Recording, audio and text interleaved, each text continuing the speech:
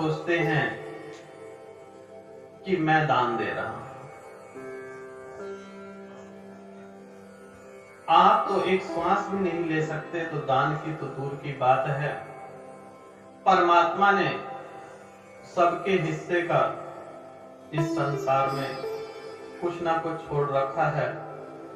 मनुष्य को एक जरिया बनाया है, कब कहां और क्यों कैसे और पहुंच जाता है। आप अक्सर देखेंगे कि आपको कोई प्रॉब्लम हो तो भगवान तो धरती पर आएंगे नहीं, क्योंकि भगवान मनुष्य के अंदर है। आप बहुत टेंशन में होते हैं किसी भी कार्य से, चाहे छोटा कार्य हो या बड़ा कार्य, लेकिन जब आप ध्यान लगाते हैं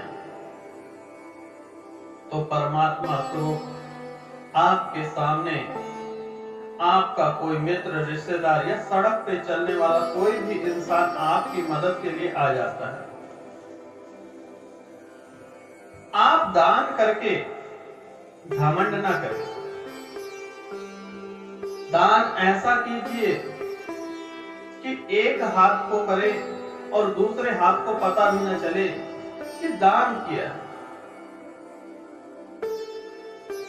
बताया हुआ दान व्यर्थ हो जाता है। और जितना आप दान करेंगे, जितना भी आप लोग दान करेंगे, उससे कई गुना धन आपको वापसी हो जाता है। कभी भी अपने गुरुजन, बेटी को दान दिया हुआ, अपने माता पिता को ऊपर खर्च किया हुआ पैसा आपको वापस मिल जाएगा। गुरुओं का माता पिता और बेटी का हिस्सा, उतनी कमाई आपकी बढ़ जाती है। गुरुओं को आप दान देते हैं तो आप कहते हैं कि आपने दान दिया, लेकिन आपके गुरुजन आपको दे जाते हैं, वह आपको दिखाई नहीं देता। चाहे प्रत्यक्ष अप्रत्यक्ष, जब आप दुख में होते हैं तो आपने जो अपने गुरुजन को दिया था, गुरुजन आपको वापस कर देते हैं। वह धन तो नहीं दे सकते, लेकिन धन से इतनी बड़ी चीज आपको दे जाते हैं कि उस वक्त आपको धन की जरूरत नहीं है। उस वक्त आपको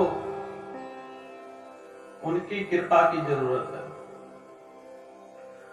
कभी भी जीवन में गुरु, बेटी और राजा के घर कभी खाली नहीं जाना चाहिए। कथा इस प्रकार से है कि एक सज्जन नौकरी किया करते थे और उन्हें 1000 रुपए सैलरी मिला करती थी। बेचारे कुंवारे थे, धीरे धीरे उनकी शादी हो गई। सेठ ने उनकी तनख्वाह 2000 रुपए कर दी।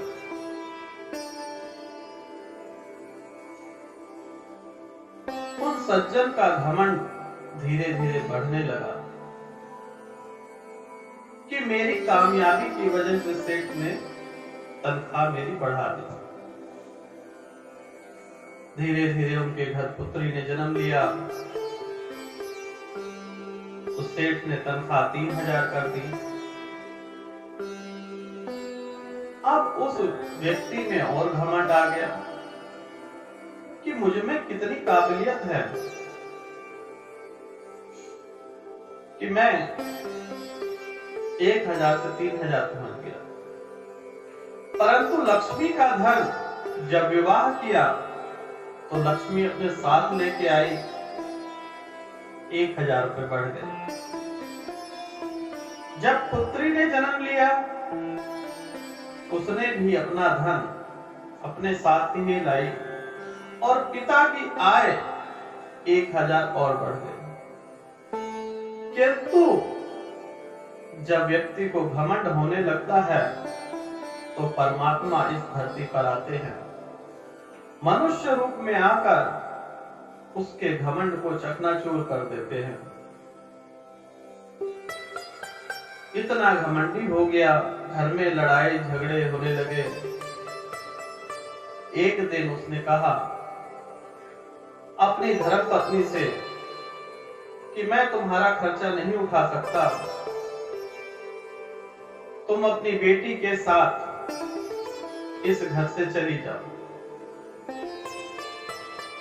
बेचारी गांव की रोते हुए अपनी पोटली बांधी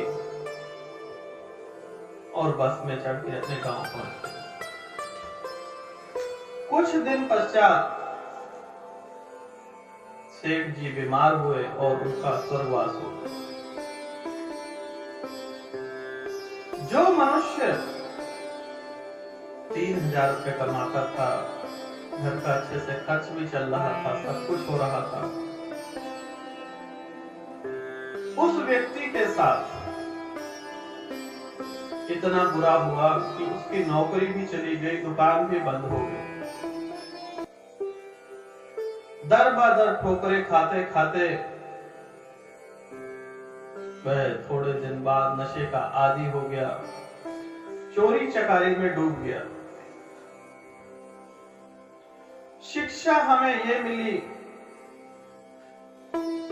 कि हमें अपने ज्ञान और अपने धन का घमंड कभी नहीं करना चाहिए।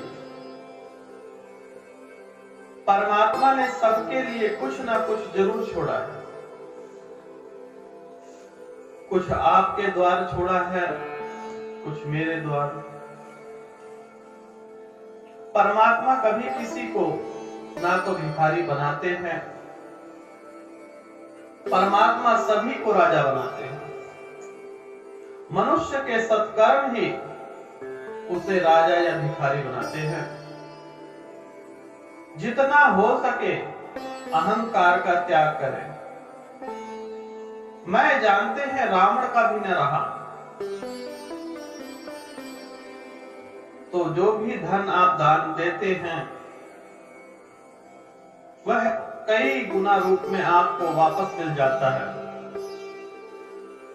अन्यथा मनुष्य का इतना बड़ा घमंड कि एक श्वास तक खरीद सके। जो श्वास अंदर गई है वही वापस आती है। आप लाखों करोड़ों अरबों रुपए देकर भी एक सांस नहीं खरीद सकते। तो अहंकार का त्याग कीजिए और कभी भी अपने गुरु का, अपने माता पिता का और बेटी का अपमान मत कीजिए।